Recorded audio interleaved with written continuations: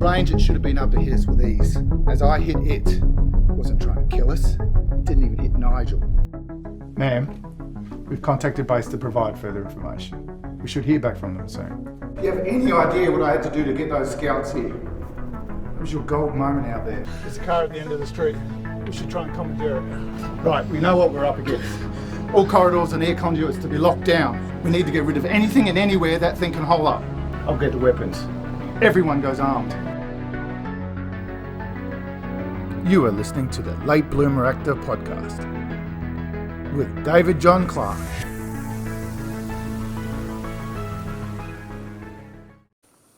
Oh, I like the countdown. My guest today is an actor and founder of the online drama club StageMilk that he built from the ground up while studying at WAAPA, which is the Western Australian Academy of Performing Arts here in Australia. He graduated from WAAPA in 2011 and has built a solid foundation of acting on his journey, working as a professional actor across TV, film and theatre, as well as working as a director and acting teacher. He has a very strong stage presence, having performed in a myriad of stage productions during his training at WAAPA and continuing the following 10 years, most recently playing Oberon in William Shakespeare's A Midsummer Night's Dream at the Brisbane Shakespeare Festival in Brisbane, Queensland. As the founder and CEO of StageMilk.com, he has built one of the world's largest acting resource websites where actors from anywhere in the world, at any part of their acting journey, can access a range of resources and information pertinent to the art of acting. Receiving over 100,000 visitors a month and reaching millions of actors, StageMilk also provides a monthly drama club where members, including myself, having been a member for over 2 years now, are able to receive personalised feedback on their monthly self-tape submissions. They have access to monthly live classes with industry guests from around the world and have access to hundreds of hours of acting training and additional resources. It's just too many to list. Please welcome to the podcast, Mr. Andrew Hearle. Thank you for having me. Thank you for being on. How are you? I'm really well. As always, it's been a busy day. We're doing the feedback that you just mentioned. We're in the midst of working on that at the moment. So reviewing lots of scenes and monologues, which has been awesome. But always busy at this time during the month. But it's been lovely to watch everyone's work. Excellent. And we will talk about StageMilk a bit further on in the podcast, but you don't do all the feedback. You have a resource of fellow actors, don't you, that support us in our journey and provide that feedback. So we get different actors each month that can provide the feedback. Yeah, and one of the dilemmas sometimes is we've got such a good team of actors and acting coaches and casting directors on board that a lot of them book acting work. So this happens to be a month where 5 or 6 of our coaches are away shooting films and TV shows. So it's been a lot of fun. We're bringing in a couple of new people this month. But it's really lovely because everyone, I would pretty much say everyone is a personal friend as well as a colleague.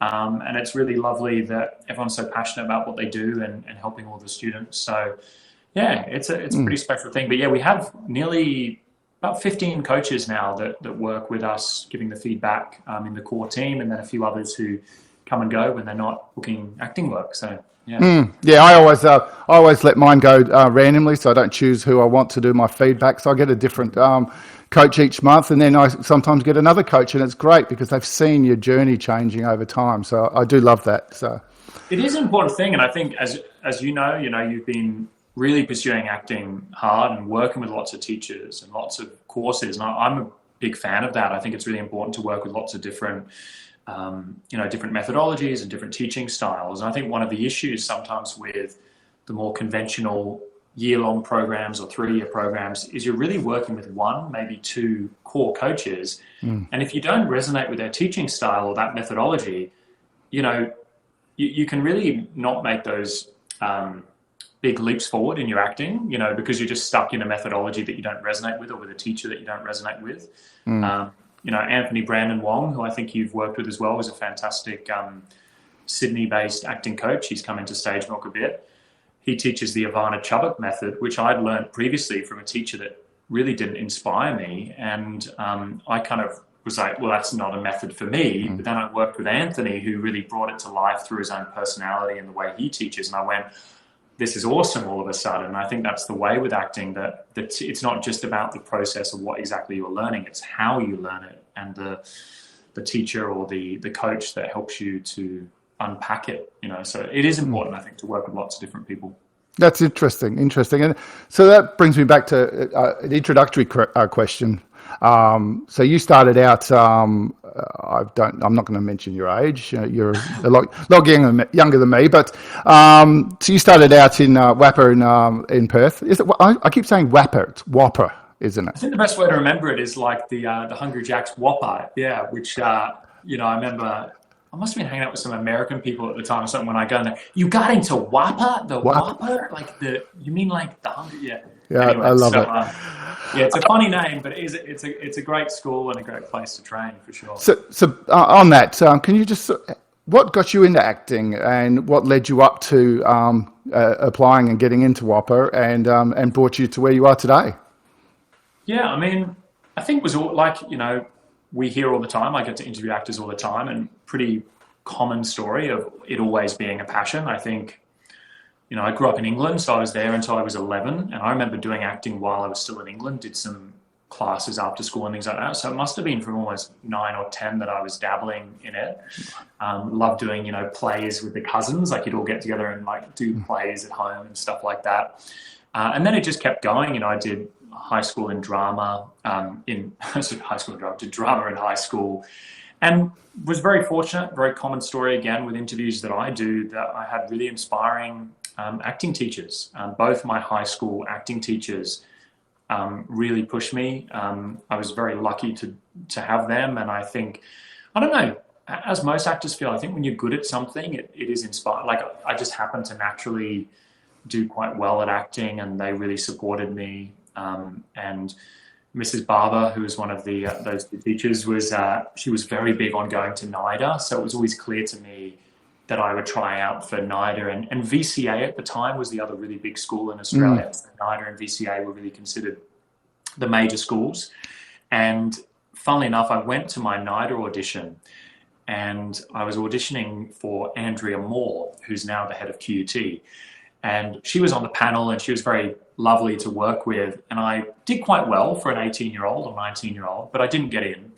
And I thought, I'm going to be clever. Next year, I'm going to find whoever that lady was on the panel, who I didn't know at the time, and I'm going to get her to be my acting coach. And with a bit of, you know, she was like, oh, I don't really, you know, anyway, I managed to get her to help me out as an acting coach. Started working with her on monologues, and she was like, you've got to go to WAPA. WAPA's now one of the best or potentially the best school in Australia. I hadn't really heard too much about it from, you know, growing up, because it's really grown in its reputation. I think NIDA was sort of the big school many years ago. And she really convinced me to go. I trained with her and then managed to get in. So it was 3 attempts at drama school. So I did it straight out of high school. I think I was at Schoolies my first year. Wow. And I came back and did an audition.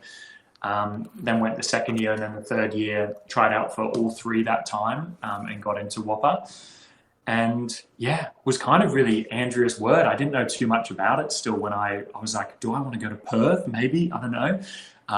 But the more I looked into it, the more I spoke to fellow students, and also the feeling I got from the audition. I really loved Chris Edmund and Angela Punch McGregor, who were the 2 core teachers when I was there. You might know Angela, she's a very famous Australian actor, and it was, you know, I just found them both to be really positive and it just felt good in the room. So yeah, that was sort of the quick story that got me there, and then flew over to Perth. And where were you living at before you went to Perth?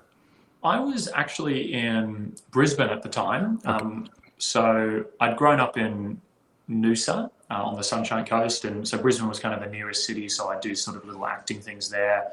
But I was actually at UQ. I was doing something very boring at University of Queensland. But I always knew, I think for me, acting, you know, these days, and we might talk about this, I'm a big advocate of like the more portfolio style training. I think you can become a great actor working privately with teachers and doing more like, you know, little classes here and there. But for me as a younger actor, not knowing the process of becoming an actor, not knowing too many people, I kind of always knew I wanted to go to one of those 3-year programs. I just kind of, in my personality, I guess I just liked the structure of it. I liked the idea of like a formal training that would put me into a certain, I don't know, it would give me a solid training to jump into the industry. So I was very drawn to it for sure. But yeah, jumping over from Brisbane, so it was quite a big move. I'd never been to Perth. I didn't know much about Perth. To be fair, I probably never would have gone to Perth had it not been for Whopper. So it's a long way away, and it's I wouldn't say a different culture. exactly. For what it was, it's very different, isn't it?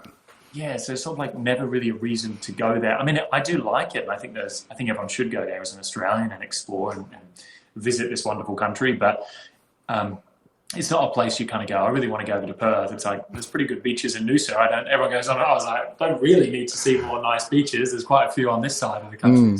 I mean, a good thing about Perth now is that it's sort of starting to boom in its own right in the acting world. I mean, for anything, it's so far away from everything. I mean, I'm in Adelaide and still struggle because we're not east of states.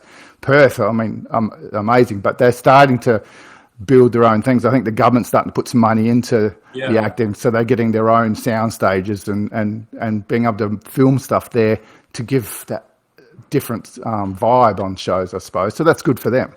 Totally. I think the same, I mean, you probably find this in Adelaide, but I think smaller towns and cities sometimes really thrive creatively. I know Perth has a really good music scene as well, as does somewhere like Brisbane, which sees itself, both of them, kind of the smaller Australian cities, Adelaide as well. I think sometimes it can be a positive, and I think the fact that Perth's so tucked away, I think it's the most remote city in the world or something like that. Yeah, definitely. It is a nice place. And the great thing, just to quickly say on the training at Whopper, for anyone, if anyone's listening and looking at drama schools and stuff, when you go to drama school in Sydney or Melbourne, you're kind of in the industry immediately. And certainly at NIDA, because it has such a good name, you get industry people coming in and watching your, like, I've heard that agents have popped into first year shows and second year shows. And as you know, in your journey, it's like, and certainly what we talk about a lot in StageMilk is like, I really think training should be quite separate to career stuff. I think you should really be able to work on your training fairly isolated, so you can just build up your skills before you start showcasing and putting yourself out there to the industry. So the really special thing about Perth, in a funny way, was because there isn't such a big industry, you don't mind about making mistakes. So you try things. And I find that both in the directorial choices when directors are coming over and the actors in the cohort are much more creative. They're willing to make mistakes, try things and fail in front of a public audience, because you're not worried about the 3 Perth agents never taking you on board, because you know in your head you're probably going to end up in Sydney or Melbourne. Not to take anything from some of the great people in the Perth industry, but it's just like, it's not a big industry really, and most people are hoping to come back over to the East Coast. So you kind of end up being able to experiment a lot more.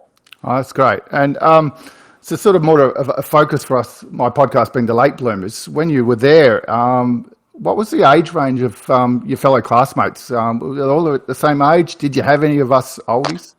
Yeah.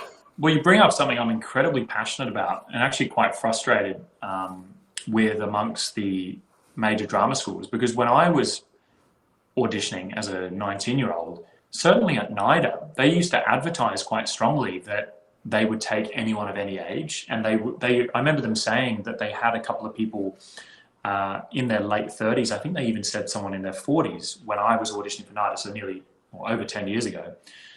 Nowadays, that's a real, you just don't see it. So because you get to interact with basically 5 years, because you're there for 3 years, and then as you move up, you experience kind of 5 years worth of students.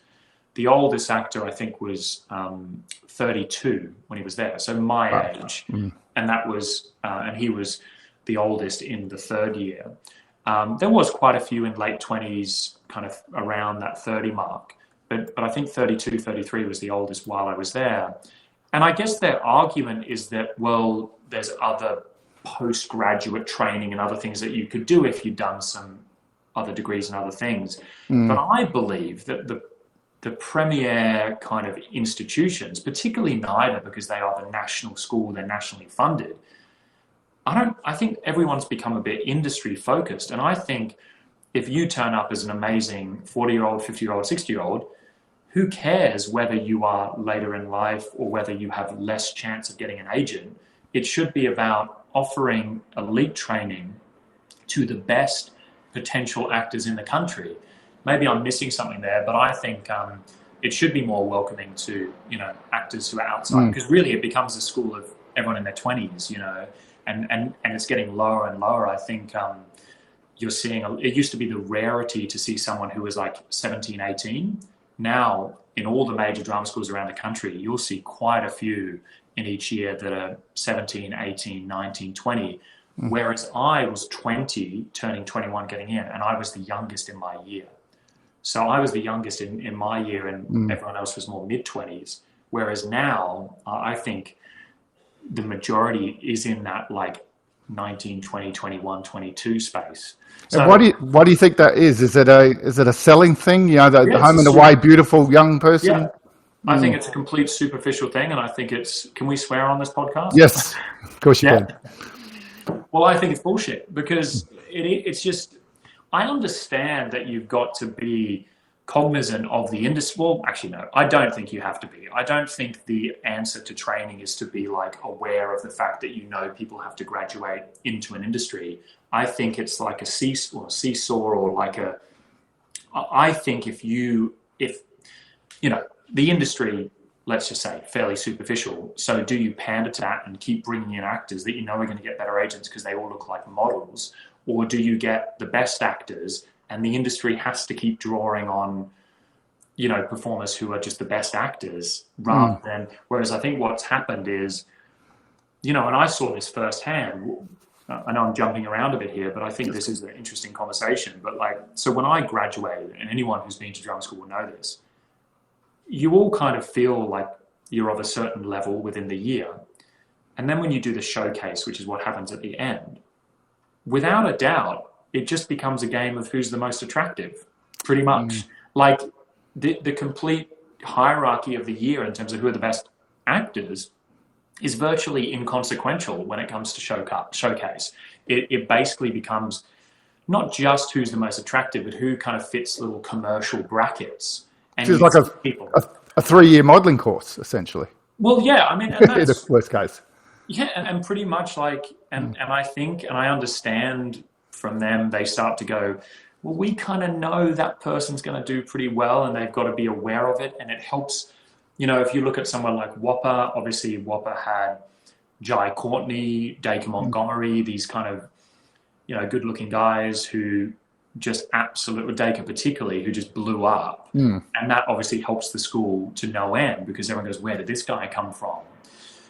He also was a great actor, so he had the best of both worlds. But I think if you start to pander to it too much, and you're just taking people in, because they have a certain look, I think you're slowly eroding away at the standard. And I don't think it's a helpful thing for the industry, or for the quality of acting training, or the quality of work in the industry. So it is an interesting one, but I definitely think if you were to look at screenshots or photographs of the last 15 or 20 years of NIDA grads or Whopper grads, I can guarantee you it's getting younger, and they're leaning towards more commercially viable actors. It just, in my view, it seems each and every year. I mean, I understand if they want to, if it's, we want to get them young and grow them, but I discussed this with Greg Apps last month in my podcast about the changing nature of acting, and it's the grittiness of characters almost. It used to be the blue eyes, blonde hair, pretty boy, pretty girl sort of thing, but now it's the Breaking Bad of TV shows, cable TV.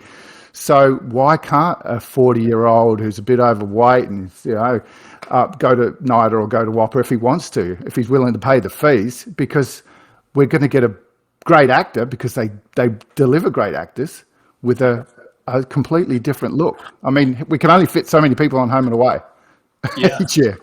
So it's a constant one, and I agree. I mean, I think it should be, I think on all fronts, in terms of all forms of diversity and age and everything, it should just be purely, I'm big on meritocracy. I mean, I really think it should be, who are the best actors. I think there definitely should be some consideration to, for instance, Whopper, I believe, aims for gender parity. I think things like that are obviously good, and you don't just say you can't just purely go who's the best. But I think generally you should be getting people who are doing the most interesting, compelling work, exciting work that is really going to further the quality of Australian storytelling, you know. And so, yeah, but as Greg says, I think it's, I do agree. And I think, funnily enough, I think a lot of the time there can be some surprises in Showcase with actors who are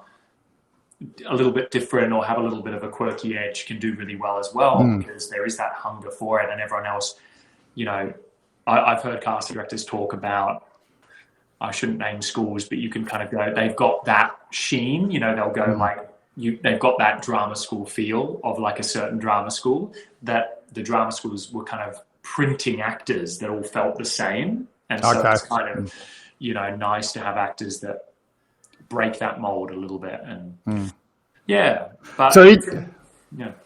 so in your training, you said the oldest was what, 32 in your class? So, I think he turned 33 in like the final year, something like that. Yeah. so as a 49-year-old, it's hard to say, well, you had an oldie in your class, but even at 32, so he's had what, 10, 12 years of life experience working wherever, maybe as an actor, maybe whatever. Do you think he brought something different to you as a 20-year-old learning acting? Did a skill set, you know, drawing on his life experiences? Did you see that?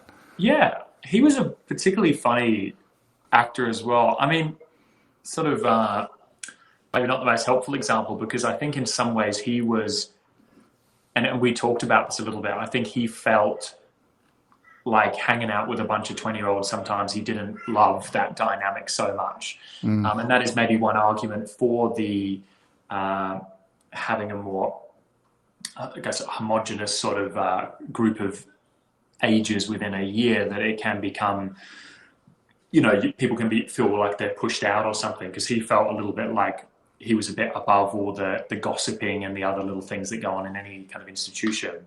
But I certainly found, like, I really looked up to him and a lot of the older actors, and found it incredibly valuable having him there and other actors. I mean, probably the better example, I know we're talking about training, but just to reinforce your point of how much we can learn from different actors at different levels is, I mean, every play that I've done, you talked about me doing Oberon in your intro. We had 5 or 6 actors who were 50 and over, and that's the case in most professional productions, because you'll always have older actors, particularly in Shakespeare productions. And you learn so much from that, and little, even if it's side of stage, little comments kind of passing down the traditions. And you know, I actually had one of the older actors in that come up to me and go, "You're very good at Shakespeare," kind of, and you kind of feel this like, well, if the, you know, the experienced actor comes and tells you that, it gives you a bit of a pep in your step or something. It's kind of so.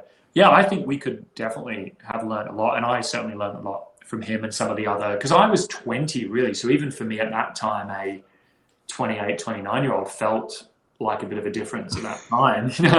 Old. Yeah, but now as that age, I realize nothing really changes, but I did certainly view them as having a lot more life experience, and being the youngest in the year, it was like having all these older brothers and sisters, and I adored that. So Awesome. And I sort of will delve into that a little bit now, moving on towards StageMilk, and you've essentially become a teacher. For what do you consider yourself a teacher with StageMilk? It's a funny one. I mean, I do, and I'm kind of starting to be more proud of that. I really do love teaching, but I kind of see mainly because I'm very aware of the guru journey of acting teachers and trying to avoid that. And so I often will call myself more of a curator. I mean, you can even see that in StageMilk. Like, I'll often try to bring in guests, or I'll bring in other experts, and not try to make it too much about me. And a lot of the techniques that I teach, I'm always like, find your own way, and I'll bring in tools and try to make it feel like there's not one way kind of thing. But yeah, I'm proud to be a teacher. I would say a teacher, but I think mainly broadly with StageMilk, I'm more curating ideas and bringing people together to guide people into different areas that will suit them, because every actor works differently, I think. Awesome. Now, the name StageMilk, where did you get that from, and how would you explain what it means if nobody comes up and says, StageMilk, what's that mean? It comes up so much. I always think every time I do an interview or something that I need to have a better answer, but I probably should just tell the truth, which isn't too exciting. But me and my brother, we both grew up kind of playing in bands and stuff. And it was always the thing, like I remember playing in so many bands, it was always the same conversation. You'd have like a whiteboard out and you'd have like two names, like Radiohead, Coldplay, Audio Slave, like in the kind of like 90s, 2000s, like that was all the band names. Love it. So that's like all I'd probably ever named up to that point, was coming up with these band names. So we, I think, I never expected StageMilk to be anything. It was just like a bit of fun when I was at drama school. And I think we were just throwing around things like theatre, acting, stage, and then pairing that with like friend, stage friend. And then someone, we don't really know, someone threw out milk and it must have just clicked like StageMilk. And I was like, that sounds pretty silly, but pretty fun. I think in some ways the milk, it was like, milk is pretty nourishing to your life, stage milk, that'll sort you out. But it was very funny because for years, so now StageMilk is pretty well known. Like most actors will at least be aware of it, which is really cool. But for a long time, for years, no one obviously knew what it was. And so at any time I'd ring up someone for an interview, or if we were trying to work on a collaboration with someone, I'd be like, hi, it's Andrew here from StageMilk. And people would be like, what? Milk? What is it called? Who? So it's like really embarrassing. But now I kind of say it and people are like, oh, yeah, StageMilk. Yeah, cool. It just sounds so normal to us because we say it a lot. But so it's kind of that. We're just sort of spitballing around names and never thought it would be anything. And then we're like, oh, well, we're stuck with it now. So, but I love it. I think it's a bit of fun and kind of, it shows that I think the big problem, I know I keep going on these tangents, but I think the big problem with a lot of particularly online acting stuff that I see, and there still isn't like a huge amount of like online acting training, but I think the ones that I see, the big trap of them is they often do become very salesy, very earnest, very guru heavy, and that's kind of just the nature of the internet, I guess, broadly. Of course. Particularly like acting stuff, like you'll see people doing like, here are the 21 casting director handles that you should contact. And I think in some ways I'm really happy that we have, I think that just the name makes it, like shows what we're about, that we are taking it seriously, but we're not like putting ourselves forward as this like complete authority that, we're more like there with you trying to figure it out. And we're trying to take ourselves a little bit less seriously and try to be, be a bit more irreverent and not be too earnest with everything that we do.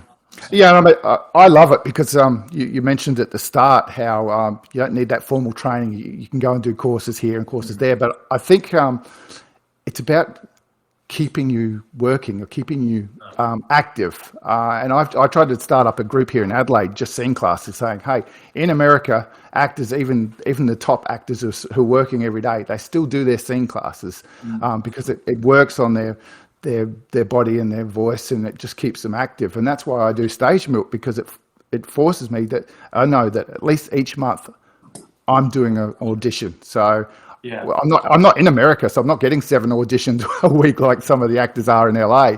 I'm lucky if I get 2 or 3 a year. So I'm doing my audition each month with StageMilk. It's a different theme, so I get to explore different areas. And then you guys have so many different guests, so you're learning something every time that enhances your auditions. And so that sort of leads me into going back again, as I discussed with Greg Apps about auditions and character building. So you're essentially seeing all these actors doing auditions every month.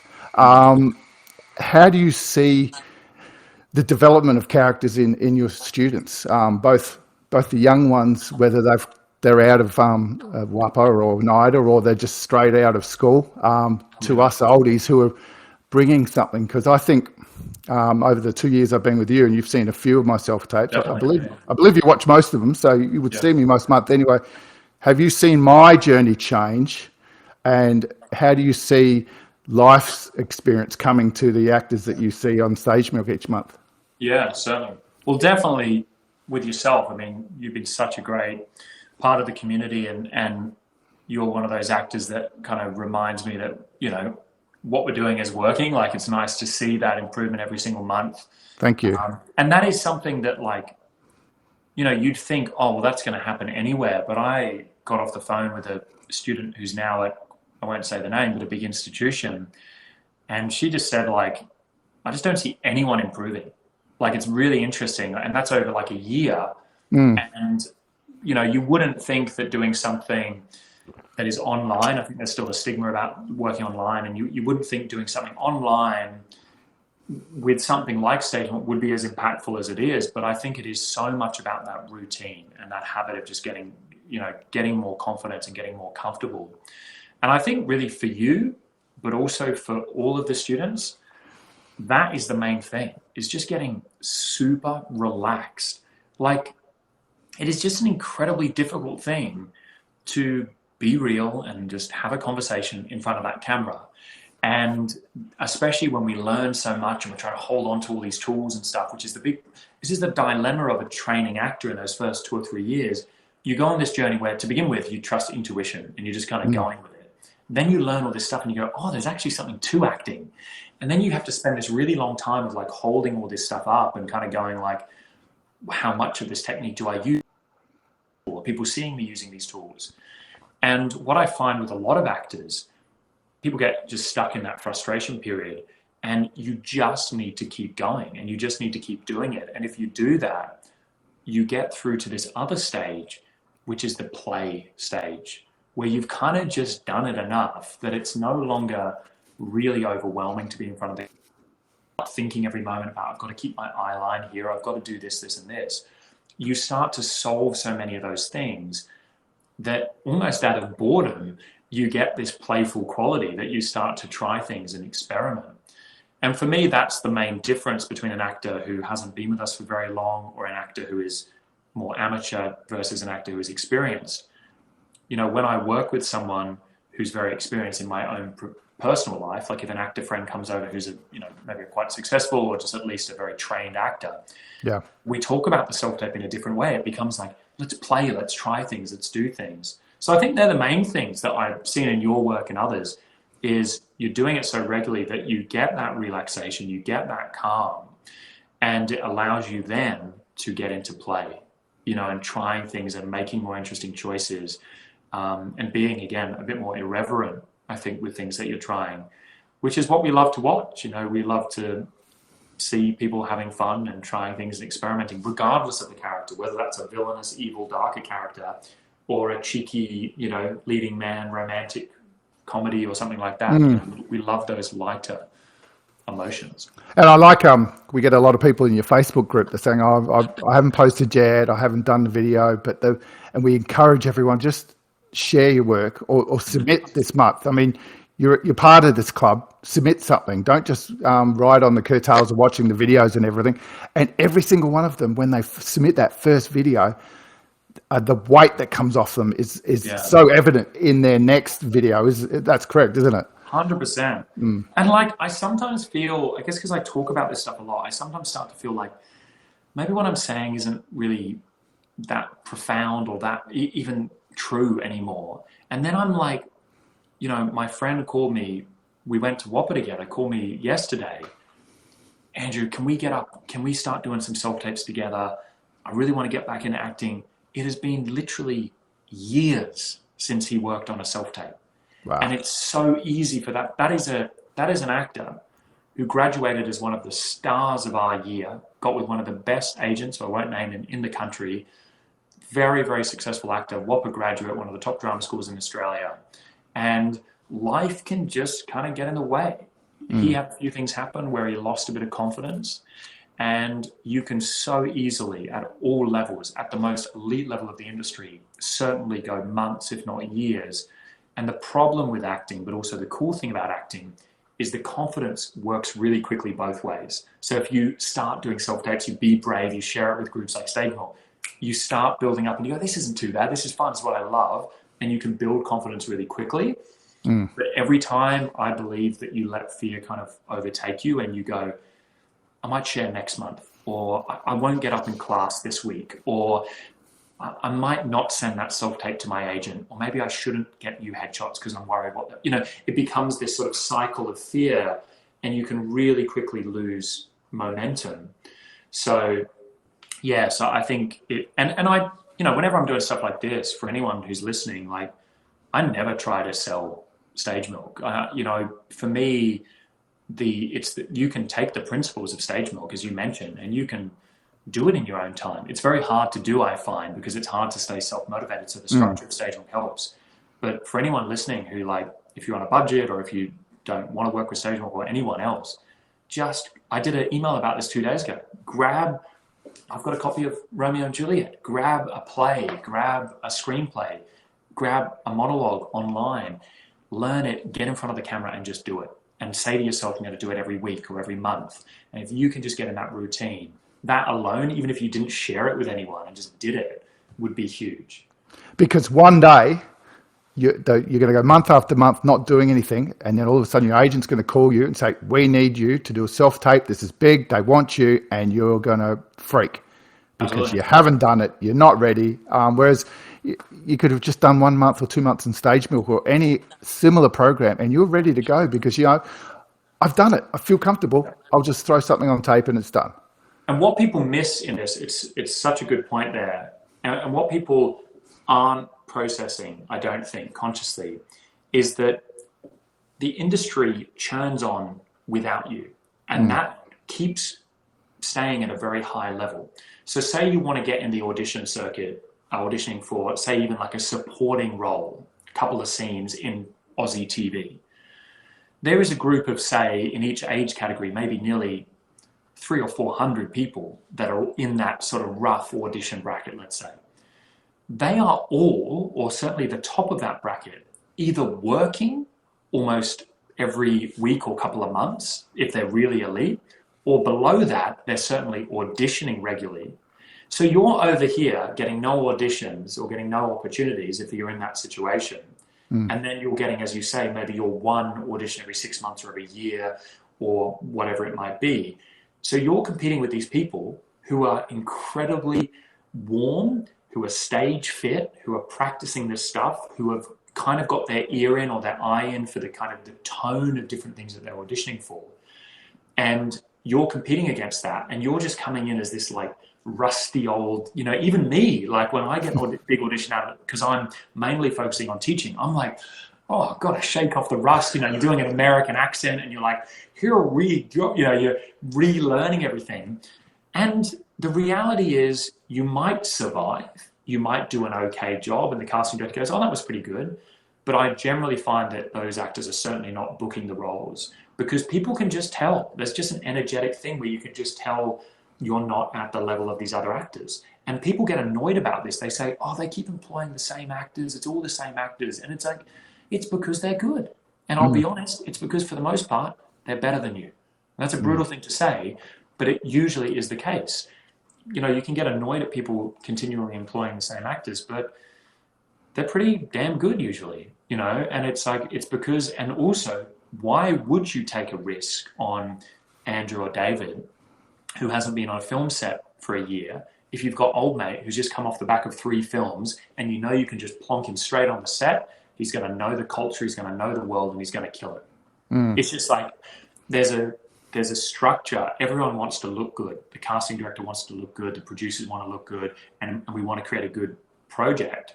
So I find actors get a bit too frustrated that we're not like taking a chance on new actors all the time, or like, it's like, yeah, but like there's a lot of money and a lot of stuff at stake. So you've got to really trust this person. But the cool thing about it is you can imitate it. You can do things like StageMilk or scene clubs so that when you come in for those auditions, people can kind of feel that you've got that experience, and you can do short films and feature films and be really proactive so that you get that screen experience. Because again, we see that in the audition. So yeah, it's something, as you can see, something I'm really passionate about. And just because it's like, again, I'm going on some big epic motivational speeches here, but like, I love it. Yeah, you talked about America, right? One thing I'd love to get across to people is like, everyone who goes to America starts doing those acting classes that you're talking about at all levels because it's the culture there. Because it's more competitive, you literally have to do that or you would be destroyed in America. So it's just a higher standard of acting generally across the board, even though there's a range like everywhere else. But if you could take even 20% of the like general work ethic of the Americans and bring that back to Australia or to any of the smaller countries, New Zealand, or any country that doesn't have as big of a industry, you would dominate. Like, if you could like take that idea, and it's like, that's what other actors are doing in America and Canada and other bigger countries. So like, just learn from them, see if you can instill that. And like, even though, because what happens in Australia, I think particularly, because we are culturally kind of a bit more deflective and laid back and easygoing, and we don't want to show that we're working too hard, everyone kind of comes down to that standard a little bit. And it's like, be that guy that does more work than anyone else. And obviously you've got to take into account burnout and different, things like that. Of course. That aside, if you are feeling motivated and you're feeling good about it, absolutely just work harder than anyone else. People like get annoyed by that advice now, that it's like, oh, you're promoting hustle culture and stuff. I'm not saying that you should be doing it with a desperation to get successful. If you love it, you should do it. I mean, I get up every day because I'm obsessed with Shakespeare, and I read like 2 or 3 monologues, a couple of sonnets. Last night, I just spent an hour on YouTube just listening to like those Shakespeare solo videos from The Guardian. That's me not even trying to be an actor. That's just me doing that because I love Shakespeare. So if you love it and you can cultivate that positive work ethic that isn't all about outcome, but is just about loving doing it, you can dominate. You really can, and people will see that in the long run. I think that's a great point to bring on for for late bloomer actors, because a lot of them may have that already because they've been working. Yeah. They've had a steady job or a career. They're committed. They've got their mortgages to pay, so they have that focus. And I'm not going to belittle young people. It's such a different style of life, and like young people think that everything can be handed to them so quick they don't want to work for it. And if I'm not getting what I want, I'll just quit this job and move to the next one. So I love that, what you've just said there, especially for us, is that we know if we can just draw on that experience and deliver that same dedication to the acting world, it doesn't matter whether you can do 3 years at a drama school or not. You just do what I've been doing, do the classes and keep up the routine, and it'll take you somewhere. And I love that. That is why, at StageMilk, we do attract a similar story to you, maybe either an actor who's fallen in love with it later in life, or who did it when they were. The very common one is, I used to love it as a kid, and then society or other things got in the way, and then I got into it later in life. Mum and Dad wanted me to be a lawyer. That thing. Exactly. Yeah. So we work with a lot of actors in that bracket and with that story.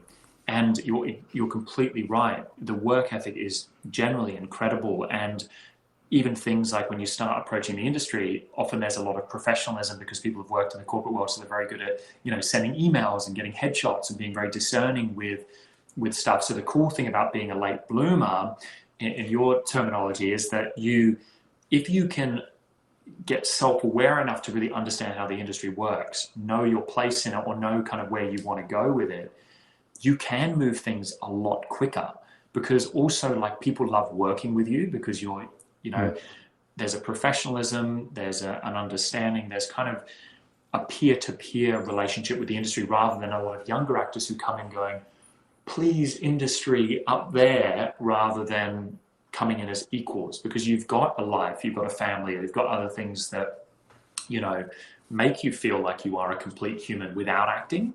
So I often find a lot of our, actors who are getting into it later in life have much more freedom and play, and can have fun, and can see it in a better light, for sure. So I think it's definitely a positive thing, for sure. Awesome. And I love this discussion, because my podcast, I always write it as it's the journey of late bloomer actors and speaking to people. But I'm contemplating going to my second season of this and saying how any actor can learn from the late bloomers. So because we've just had a whole discussion there that if I was a 20-something actor coming out of it and I'm trying to grab whatever I want, you've just walked away with a lifetime of knowledge that you say, if you focus on 10% of what we just talked about, it's going to take you so far. I love it. Yeah. A couple of quick questions, bringing it back just to acting before we wind up, because I wanted to pick your brain on this. I know you read a lot of books and you've got your favourites and that. What's your go-to acting books, or what's your go-to method? I know you draw from most, but if you had to pick your favourite book, say, hey, if you can only read one book, this is the one to read, what would you say? I think as like a definitive book, I think either Uta Hagen, Respect for Acting, which is the classic, but then she kind of, I know she's had later versions of that as well. So there's different, really anything from Uta Hagen. I think the later one was The Challenge of the Actor, I believe. I think she just distills a lot of stuff and talks a lot about specificity, which I really love. The book, though, that came later in life that probably now is like I like to talk about the most is Stella Adler's The Art of Acting. It's kind of like she runs it as a class, but it's just super inspiring about, for me, like acting books, they can just get so hard to integrate. It can be quite technical and quite, I don't know, maybe it's just the way I learn, but I never really I don't feel you're going to get like a code of a technique that you can then implement straight away. You really have to work with a teacher who can help you kind of work through it. So really the goal for me for most acting books is what like makes you want to do it, you know? And I think for me, Stella Adler's book does that. Like I was there going like, I want to do this, you know? I think Larry Moss does that as well, very well, with The Intent to Live. You know, so finding those books I think is really inspiring, but probably those two. I also mentioned Audition by Michael Shurtleff a lot. It's just a practical audition book. I think there's just, you know, it's some of the ideas and some of the, you know, his turn of phrase can be a little bit dated, and some of the things he talks about, like how long to turn the lamps on at audition, it's kind of funny almost to see it, but like the actual core principles I think are incredible and very, very helpful, particularly for screen acting and auditioning. So awesome. They're probably 4 or 5 books, but also for anyone, my sort of brain is basically like squidged out. I couldn't think of a better metaphor on the internet on StageMilk.com with over 1,000 articles. So we have a great page. If you just search like best acting books, StageMilk, that's like my top 10 there. So that's a helpful resource as well. I love how you said that you focus more on what the book gave you in a motivational sense rather than an ability sense, because we've already discussed that acting can be so much, and you build your own toolbox from your experiences, whether that's 3 years at night or 10 years as a public servant coming to an actor. You just pull these little tools out and you make them work. That's awesome. I love it. Yeah. A big question, and I ask this a lot in most of my episodes because everyone asks it. One of the hardest thing actors find, and we do it in StageMilk because you have a small window to get these scenes down, memorization of your lines. What's your favorite technique, more so with scripts? Because I know we've got an awesome video out on monologues, which I've used, which is your write down the first letter of each word. And I think for a monologue, it's absolutely brilliant. It floored me when I first did it. I took a 1-page monologue and I had it in 5 to 10 minutes. I was the same. Yeah. So for anyone who wants to have a look, again, just go on YouTube, like how to learn lines fast, and you'll see me with slightly longer hair talking through a technique. It's not an original idea. It comes from other memory, tricks and different things like that. But it's one of the few memory tricks that I think actually is good for actors, because it doesn't take you down a rabbit hole of weird memory palaces and stuff like that, which don't, I think, work for acting. I actually do use it for scripts as well. I just will do it with just my lines. So I kind of almost turn it into a monologue. So just write out the first letter. I think, it's pretty boring advice, but I think that is a genuinely like good hack. And I kind of like a good hack myself. So definitely check out that for anyone listening.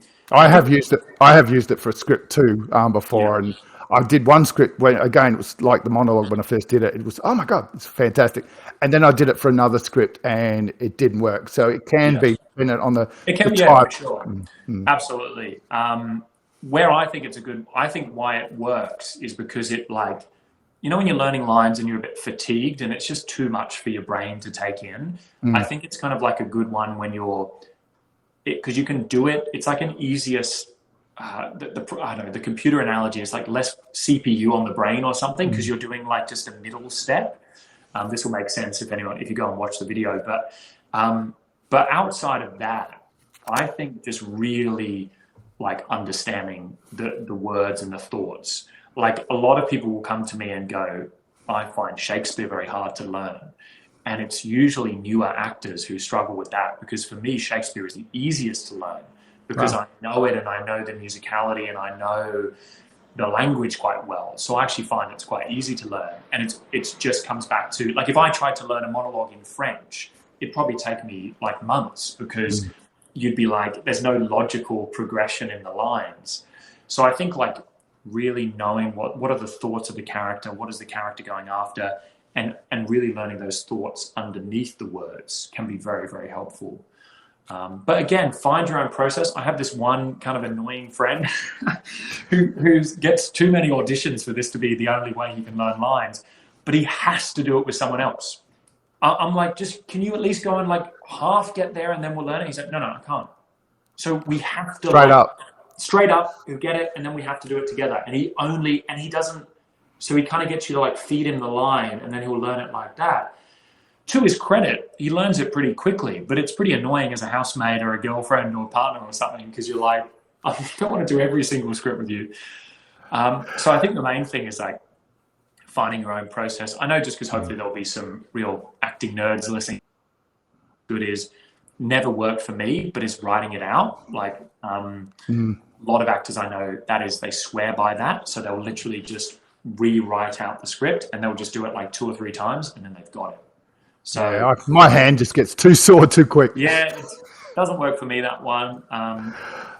Yeah, so there are a few things I would try.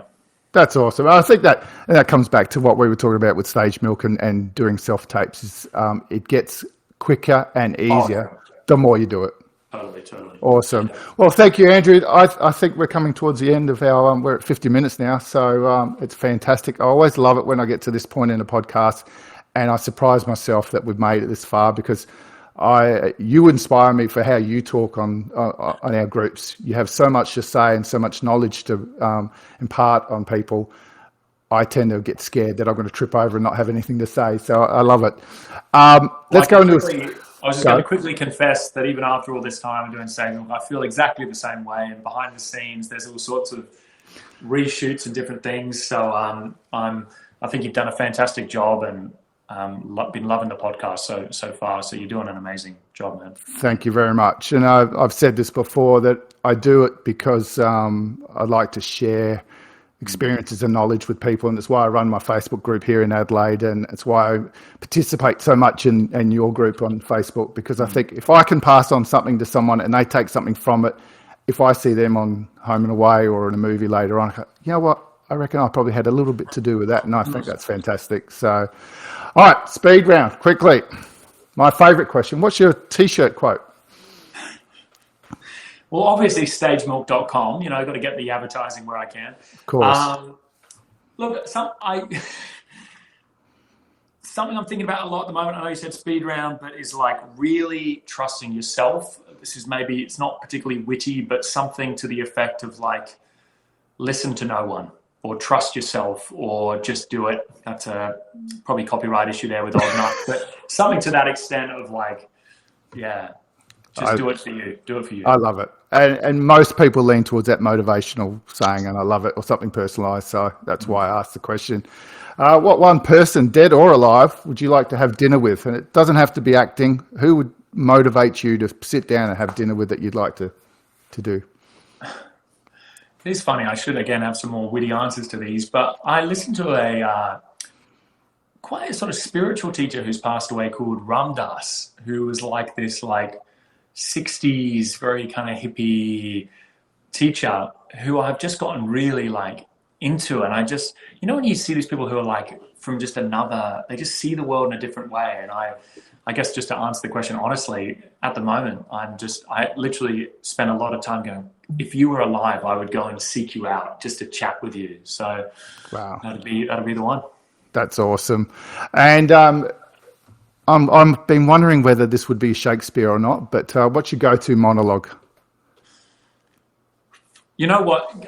I probably now wouldn't do it because it is quite overdone, but probably if I like think of my life as an actor, like the monologue is probably Biff from Death of a Salesman, which is a very famous play by Arthur Miller. It was the monologue, you know, when you first look through the NIDA list, now hear this, Willie, this is me, that I went. It's a very active monologue, and it's a monologue that I've done myself over the years, and I've now probably seen nearly in the thousands of people probably take it on, I reckon, over the years, just seeing different people do it. It's a very famous, very overdone monologue, but yeah, that's a I love it. iconic one. I'm lacking a lot of culture still, and as I approach my 50s, I'm trying to catch up on a lot of Shakespeare. I saw Midsummer Night's Dream for the first time in Hobart with my wife when I was down there. So awesome. I haven't done a lot of Shakespeare because I didn't do drama at school, so I don't know Shakespeare, and so I'm trying to catch up. And I did the Biff monologue as part of StageMilk, I think. Yeah. So I didn't have anything to draw on. I'd never seen it. Yeah. I knew the name of it, but didn't know what it was about. So I had a lot of fun with it because of that, I think. So it just for some reason, I guess particularly interesting to do it in this conversation as an actor a bit later in life, but I think, maybe that could be a whole nother podcast, but I think for men, in my experience, it was like such an iconic thing, even if you've had great parental figures, this idea of like stepping up and stepping out of like the pressure of a father figure. I think it just seems to be one that, it was written 50 plus years ago, that it just resonates with people, this idea of like stepping up to a father and saying, let me go and forgive me, or let me be me, kind of thing. So it's a really cool monologue for sure. Great for actors because it gives them so much to draw on and build that character and that development. So, all right, Andrew, I think we're at the end of it. So fantastic. Mate. Where can people find you as Andrew Hearle, the actor? Are you online? Yeah, I guess if you want to get to me personally, my life is very,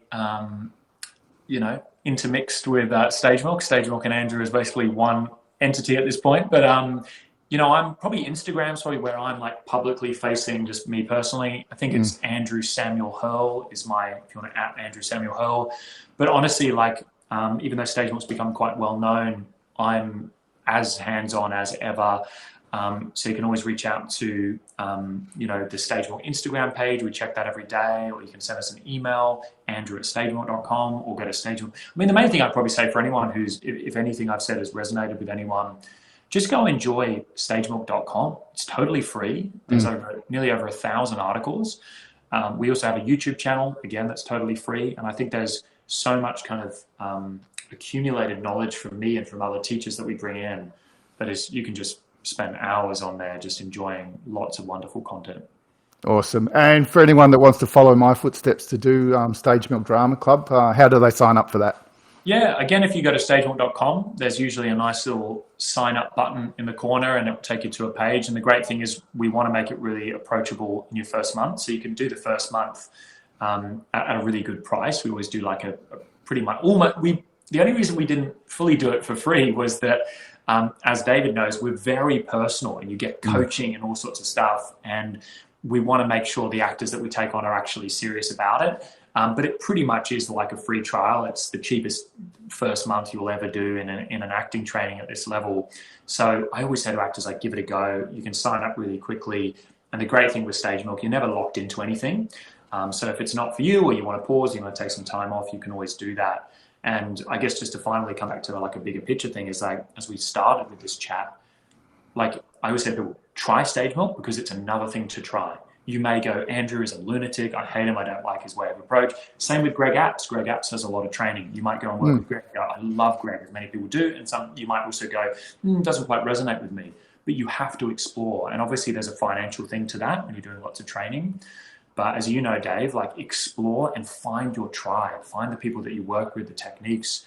And if you do that, you just become such a better artist for doing that. So I do really encourage you, both with StageMilk and with other stuff, like, just explore and try. Definitely. It out. Yeah. And the community is there is brilliant. I've made some friends, and I just interviewed Stephen Walker 2 months ago, and it was so funny because I opened up with, Stephen Walker's a great friend of mine, even though we haven't actually met. We haven't met in person yet, but I consider him a mate because I met him through Greg Apps, and then we followed each other through StageMilk. Yeah. And he's like me. He's imparting his knowledge in that community, and I think the new people that come on board and the younger actors draw on the confidence of everyone that's been in there. And like you said, you don't have to be there every month. Some actors come and then they come back, and it's great because you see them come back and they say what their journey's been, that they've had to go and do something, and it's great that they come back to this baseline community. So and that's what, that's what it's all about, really, at the end of the day. Like, it's a very difficult, I'm kind of glad we haven't gone into this too much, but it's comes up all the time, but it is a difficult thing to pursue, especially when you're trying to do it to live off it or to do it as a career. And I think what will get you through some of those hard times is that community, is that fun, is that support. So whether you do end up finding that with StageMilk or anywhere else, hold on to that and hold on to those friends and treat your friends well, and help them and do self-tapes and different things, because that community aspect is very, very important. Awesome. Well, thank you very much, Andrew. It's been an absolute pleasure to be on the other side of the camera and get to ask you some questions. So I will see you next week. I'm doing my monthly self-tape I'm actually doing it with Stephen over Zoom. Oh, so, love it. It's been such a pleasure. Thank you for having me. I really appreciate it. And we'll chat again soon. Thank you. I appreciate it. Beautiful. Wow. Just wow. That truly was an awesome chat, in my opinion. Andrew's insights into acting in general, and with a focus of us late bloomers, was just fantastic. It's such a wonderful journey, this acting thing, and regardless of your age now, your age when you started, or your age when you took it to the next level, I feel we all go through the same issues, the same concerns, the same, oh my, am I doing the right thing? Can I be an actor? Andrew has just done a wonderful job of building his online platform with StageMilk.com, and I have to say, as a 2-year member, it's just brilliant. The resources alone, all available to anyone online. You don't have to be a member of the drama club, it's just brilliant. But by being a member, you become part of a fantastic community of fellow actors, newbies, oldies, experienced, inexperienced, you name it, they're there. And as a member, the benefits far outweigh the cost. I can attest to that for sure.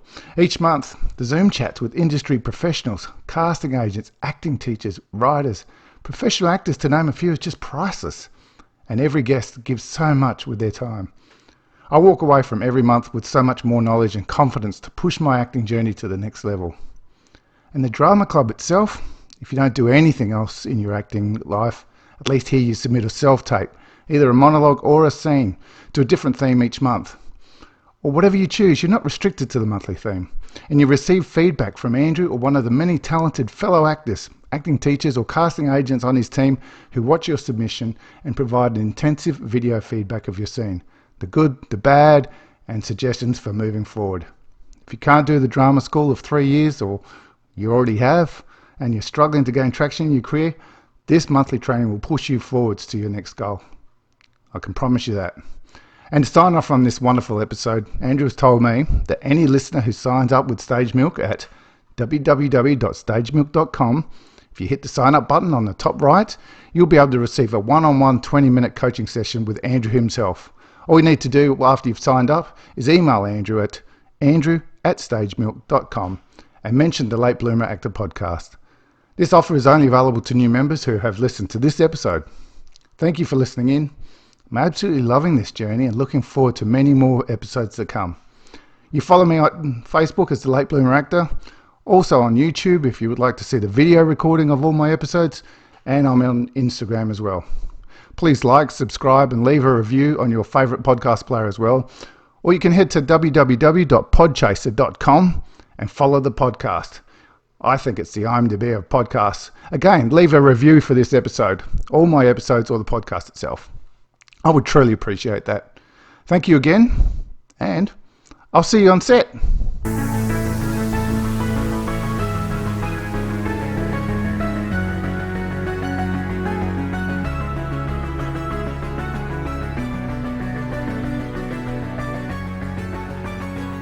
You have been listening to the Late Bloomer Actor podcast.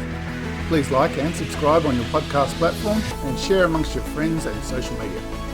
The podcast has been recorded via Riverside FM. Check the show notes for a link. A big shout out to StageMilk.com for keeping me fresh on my acting journey. And finally, the music within the intro and outro is written and composed by Aidan Hendry. See you all on set.